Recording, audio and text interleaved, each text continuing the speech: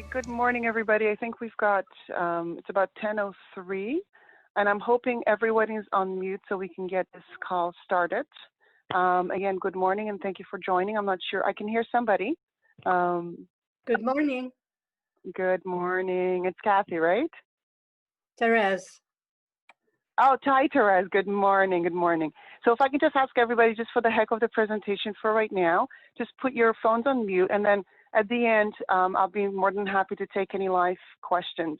I'll just probably be another about 10 minutes going through a couple of slides, and then I'll open this up for questions.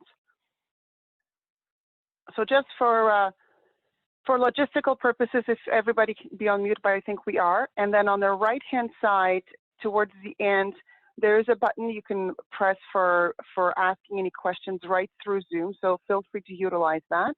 And then we can certainly also go through an unmuting part towards the end of the call while I'll take some questions. So again, thank you so much for joining me. I know we're a little bit anxious in terms of everything that's going on. So I figured this is a good way to give you another perspective that doesn't necessarily have to do with what's going on in the news, and give you sort of more technical perspective in terms of the markets.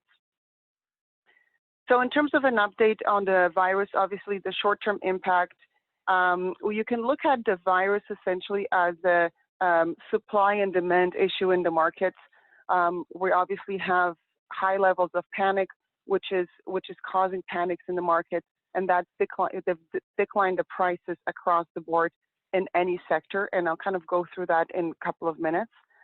On the long-term impact, this is according to all the managers that I talked to that manage your money, and we're going to go through a couple of examples in a few minutes. They truly still do feel there is obviously going to be an economic impact, short-term and longer-term, with the government handing out stimulus in the markets. The impact, they're trying to minimize the impact on the economy, and in turn, it's going to also minimize the impact on the market. So we're going to be talking about primarily the economy in the equity markets. I'm going to go through some slides in terms of the historical declines of the markets. Again, I think as I looked this morning, with all the panic out there, the Canadian and the U.S. market declined in the range of about 20%. But this just to give you an idea, going back to 1920s, when we have market declines of more than 30%, usually 3 months, a year, and 10 years later, you'll see a very strong rebound. So let's look at very quickly an example, and let's look at a 3 month. So, November 28th to July 8th, 1980 to 82, we had a market pullback or decline of over 44%. 3 months post that, the market rebound was 26%, and 1 year post that, 84%. We're going back to the financial crisis. We had market declines of about 50% for a period of 9 months. The markets rebound by about 40% following 3 months, and about 57% 1 year following that.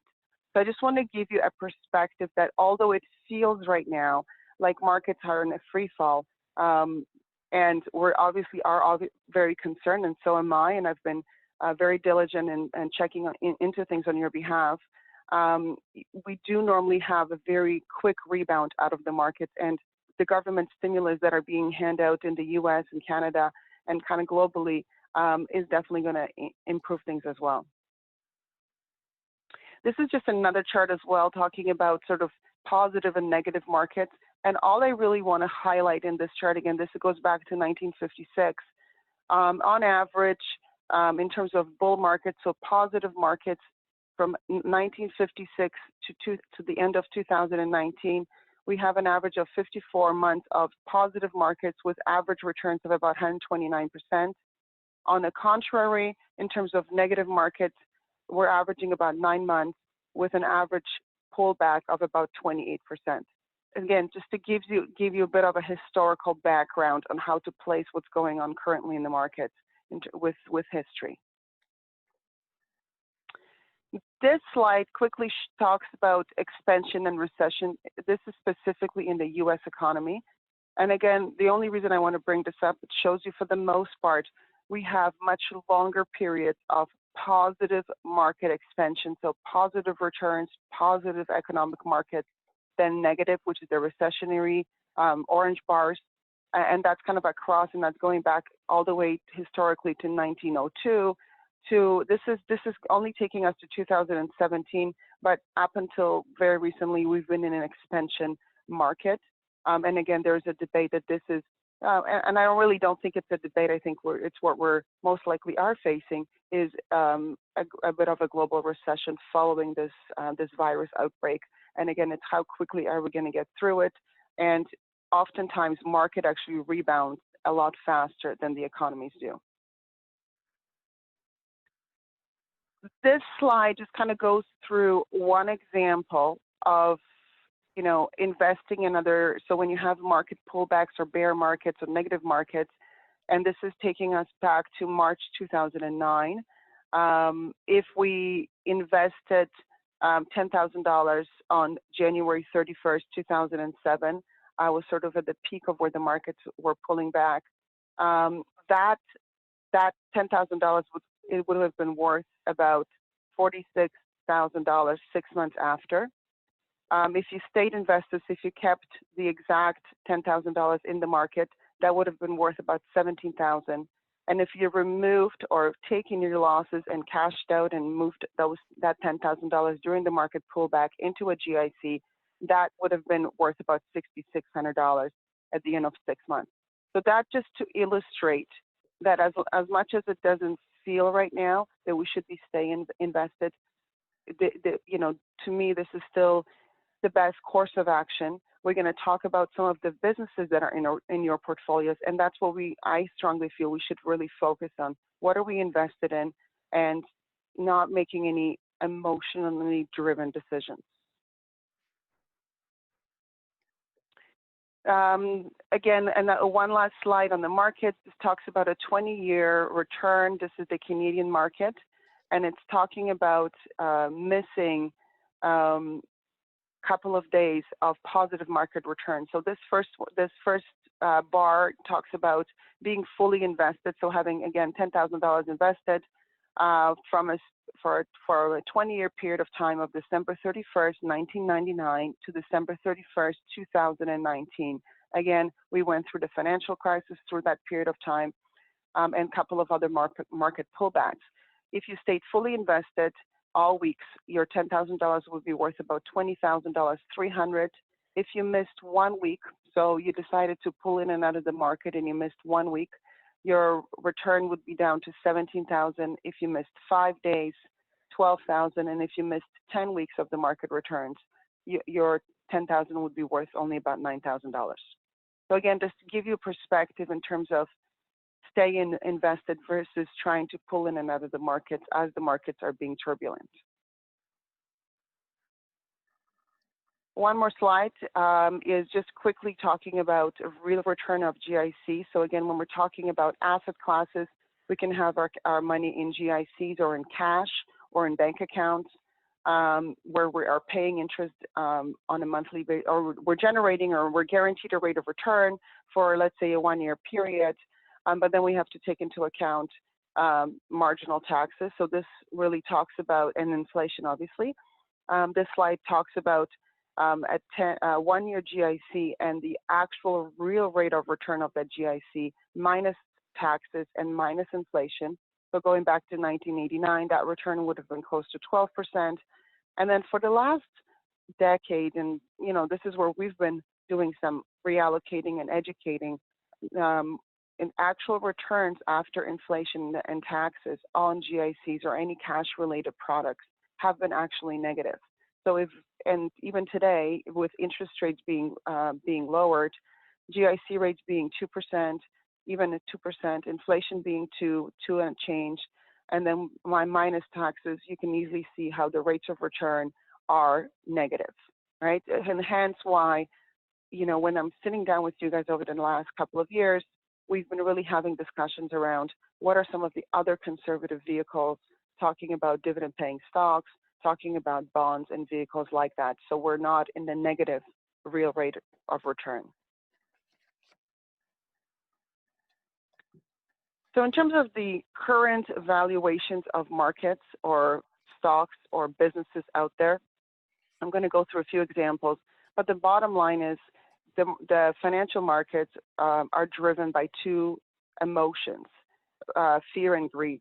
And over the last number of years, for the most part, we've had a very positive market. So there was a lot of, in some ways, a lot of greed, a lot of money going into the markets, which pushed inflation, it pushed valuations of businesses up. At the moment, because the market is being driven by fear, hence people are pulling their investments out. The valuations of the business currently are probably about 20 to 25% lower than their long-term projected valuation. Okay, and we're going to go through again. We're going to go through a couple of examples. Here's a commentary, so you might recognize some of these managers. I've kind of communicated with them and their teams just to give you a bit of a feedback. So Noah Blackstein from Dynamic Funds, he manages a very concentrated in the IT sector primarily portfolio. And, you know, he obviously being concerned with what's going on. However, he does see this as an opportunity for long-term investment with this valuations, today's valuations being far lower than their long-term projected valuations. Similar commentary from David Fingold from Dynamic. In any of you that have the Dynamic Dividend Fund or Dynamic Asset Allocation Fund, that is David Fingold. He also does see a lot of opportunities. Over the last year and a half, he's been increasing his cash positions. He's been selling out of some positions because there's been a lot of greed in the markets. He's been accumulating cash, and at this moment, he's deploying some of this cash into some quality businesses where in turn you're going to see nice growth moving forward. Again, just to give you some context in terms of what your positions are, if you own the Global Dividend Fund as an example, some of the businesses in here is Microsoft, Hoya, Costco, just to name a few, just to give you an idea.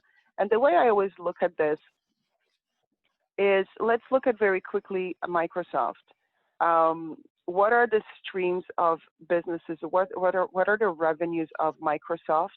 So as of 2019, 22% of the revenue came from cloud computing, 20% from office products, 7% from devices. There's some Xbox revenue, Skype revenue, LinkedIn revenue, and advertising.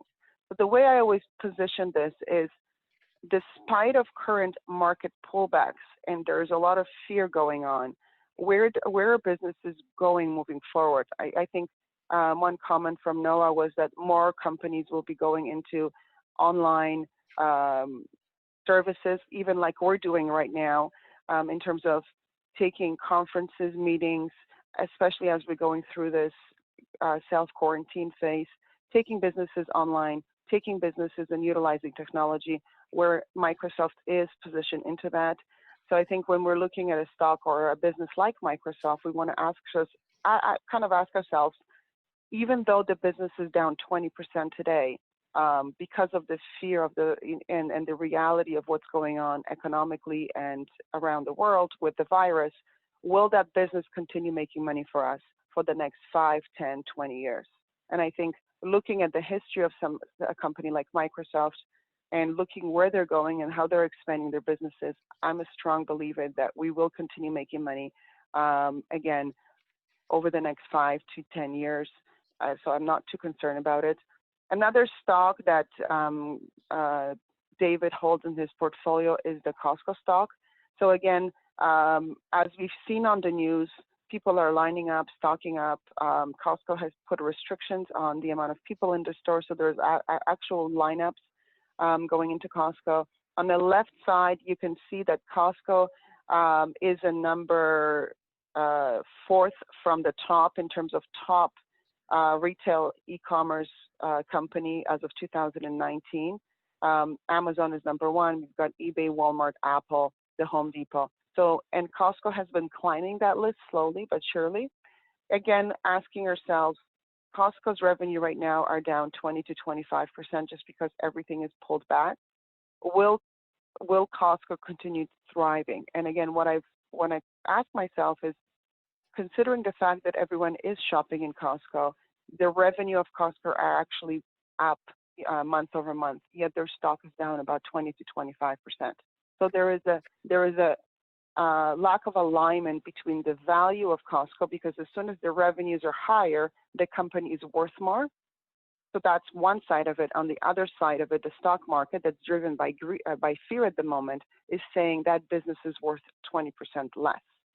Okay, so your managers on your behalf are taking opportunity of that lack of alignment, and they're buying quality businesses they feel they're going to make through a recession kind of a period. They're going to make through this virus that we're all facing, and those companies that will continue making money for us moving forward. So that's why I wanted to highlight these ideas for you.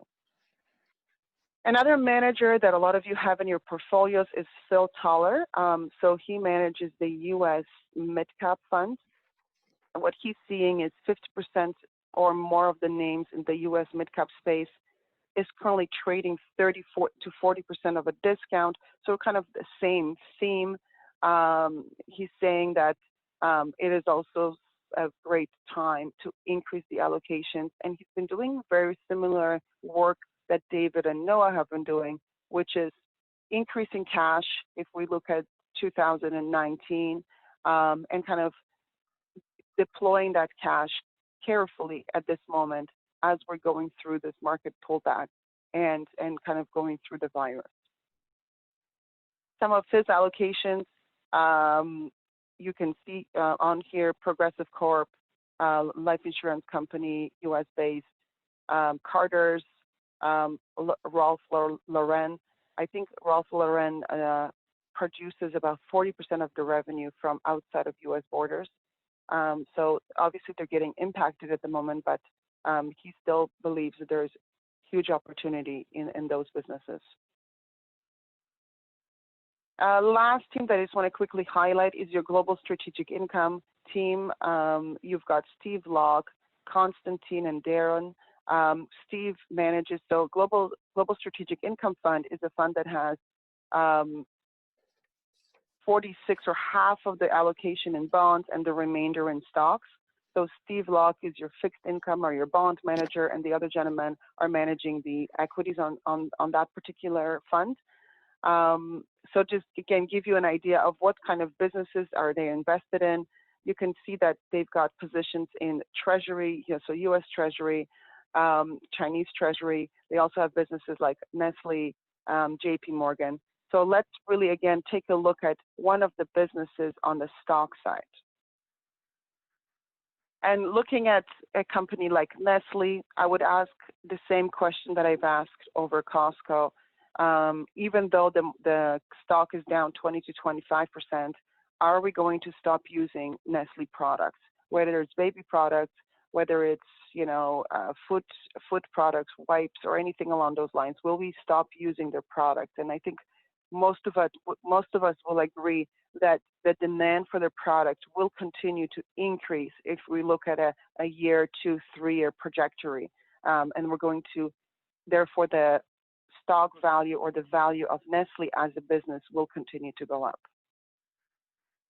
So this is a chart that actually shows Nestle's stock, and this is going back to April. You can see sort of, bit of a up and down, but I think generally an upward trend. Obviously, right now we are seeing a pullback in that particular stock, but I still also do not believe it's going to be a long-term pullback. We might see these stocks rebound quite quickly as soon as the virus is contained. I think that's what we're waiting for. It's going to give some positivity into the markets.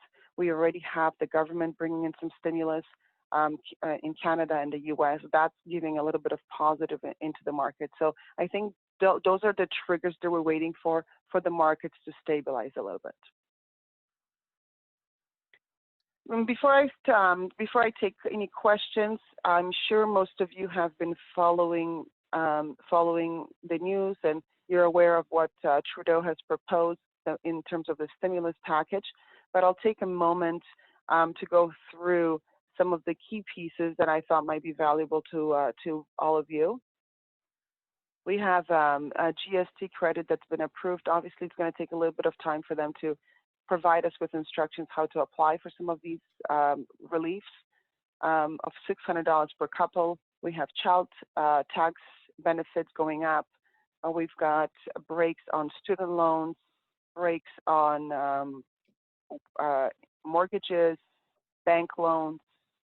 There's also funds being released for community resources.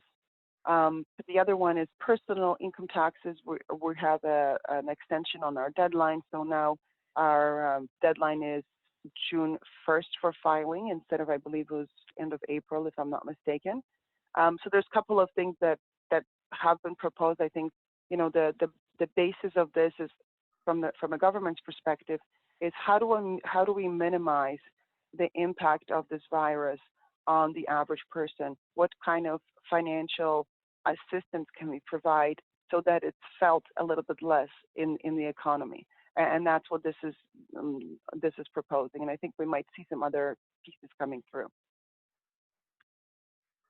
So, you know, I'm going to take questions in about a minute, but I just want to leave you guys with a quote. You might have heard me repeat this over and over. Sometimes I feel like I sound like a broken record, but in all honesty, be fearful when others are greedy. So last year, I think with some of you, we've had conversations around, we've had positive markets. What do we need to do to realign things? What do we need to do if you're actively pulling money out to be ready for some kind of a market pullback? Obviously, none of us really anticipated a virus creating a market pullback, but that's where we are today. So I think to quote Warren is, be fearful when others are greedy and greedy when others are fearful. So if, you know, from a investment perspective, which takes me back to, if you believe those businesses that you have in your investment portfolios, the Nestle's, the Costco's, the Microsoft, if you do strongly believe those businesses are going to be around for the next 5, 10, 20, 40 years, this is certainly a best time to buy. Your managers that are working diligently on your behalf are doing exactly that. So even if you don't do much, they are working, they are deploying your capital. And you know, if you have any capacity to do that, I would urge you to consider that. And we can certainly have one-on-one conversations over the next week or so. So having said that, what I'm going to do is kind of stop the sharing. And if you're seeing on the bottom, there is a space for a chat, so you can type in your questions and I'll answer them one by one. If you're joining us over the phone, I believe you can press *6 and you can unmute yourself if you want to ask me some specific questions. If you feel more comfortable having a follow-up conversations with me, feel free to give me a quick email and we'll schedule a time to talk over the next couple of days. So certainly go ahead and do that, but I'll just stop sharing so I can see if there's any questions that you guys want me to answer.